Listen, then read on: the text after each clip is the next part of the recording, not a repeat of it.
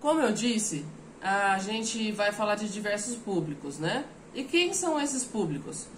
Os públicos que envolvem um cenário mercadológico, né? Quais são esses públicos? Primeiro, a gente pode denominar esses públicos em três: o público interno, o público externo e o público misto.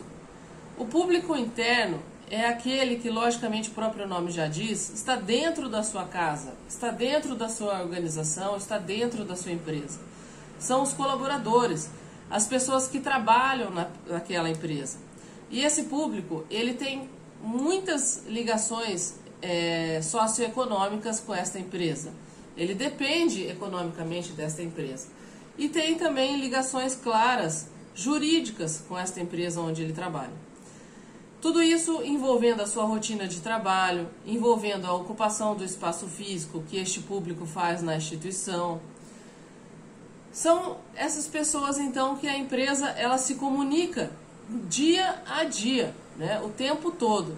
Na verdade, são pessoas que convivem mais juntas do que com a própria família. Quando a gente vai colocar numa balança, né, o tempo que ela passa no trabalho, na empresa, comparado com o tempo que ela passa com a sua família, a gente vê que um tempo na empresa é maior, ok? Então este é o público interno.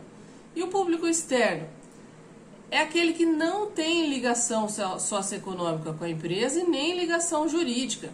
Mas esse público externo, ele é um público que interessa a instituição. Ele interessa a empresa, a organização. Por quê? Por conta de objetivos mercadológicos, por conta de estratégia da empresa, por conta de objetivos políticos e também sociológicos. E quem que é esse público? O público externo é considerado os acionistas e também clientes. Logicamente, o próprio nome já diz, clientes, né, ou acionistas. Não tem relação econômica nenhuma com a empresa, porém são públicos extremamente importantes para que o objetivo mercadológico, político ou social dessas empresas sejam atingidos. E a gente tem também o público misto. O público misto é aquele que apresenta ligação socioeconômica e jurídica também com a empresa, mas ele não vivencia as rotinas dessa empresa. Ele não ocupa o espaço físico desta empresa. Ou seja, ele não está inserido na empresa. E quem que é esse público? São fornecedores e a comunidade que está próxima à empresa. Então, por muitas vezes a gente vê esses incidentes que ocorreram, né, em algumas cidades de Minas, das barragens que foram rompidas e as famílias que foram afetadas.